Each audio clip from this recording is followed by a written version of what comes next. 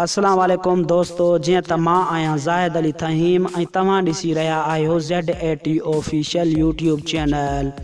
दोस्तों, अॼु जी हिन वीडियो में मां तव्हां दोस्तनि जे लाइ ख़ुशख़बरी खणी आयो आहियां।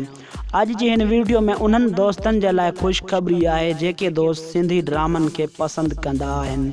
दोस्तों, वीडियो शुरू करण खां पहिरियां तव्हां दोस्तनि खे हिकु नंढड़ी गुज़ारिश आहे, जे अगर तव्हां मुझे यूट्यूब चैनल ते पहिरियों दफ़ो आया आहियो तो मुझी वीडियो के लाइक कयो ऐं चैनल के सब्सक्राइब कयो।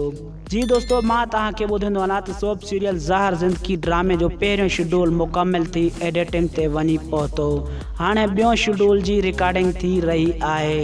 दोस्तों, मां तव्हांखे ॿुधाईंदो वञा त ज़हर ज़िंदगी ड्रामे में सीनियर अदाकार कहिड़ा कहिड़ा आहिनि, जीअं त असद खान कुरैशी, सैयद निसार शाह, मंजूर मुराद, उमैद अली कलवर, अजीज़ कंबरानी, सतार लाड़ उर्फ मज्जू, हबीब पांवार, नसरीन नाज, शमा मंगी, रिमशा शहज़ादी। इन्हनि खां अलावा सिंध जा बहितरीन नाले वारा अदाकार पिण हिन ड्रामे में आहिनि। दोस्तों, ही ड्रामो सिंध TV चैनल जे लाइ तैयार कयो वियो आहे।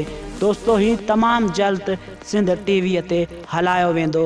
दोस्तों, मां तव्हांखे ॿुधाईंदो वञा त हिन ड्रामे जो डायरेक्टर केरु आहे ऐं राइटर केरु आहे। दोस्तों, मां तव्हांखे ॿुधाईंदो वञा त हिन ड्रामे जो राइटर आहे साईं नूर ज़वार ऐं हिन ड्रामे जो डायरेक्टर आहे फरज़न मलिक उर्फ खज्जू ऐं को डायरेक्टर आहे हबीब पांवार। दोस्तों, अॼु जी ही नंढड़ी वीडियो तव्हां दोस्तनि खे पसंदि आई हुजे त मुंहिंजी वीडियो खे लाइक कयो ऐं मुंहिंजे चैनल खे सब्सक्राइब कयो। महिरबानी दोस्तों, अल्लाह पाक तव्हांखे ख़ुशि रखे, सलामत रखे। जिथे हुजो ख़ुशि हुजो, आबाद हुजो।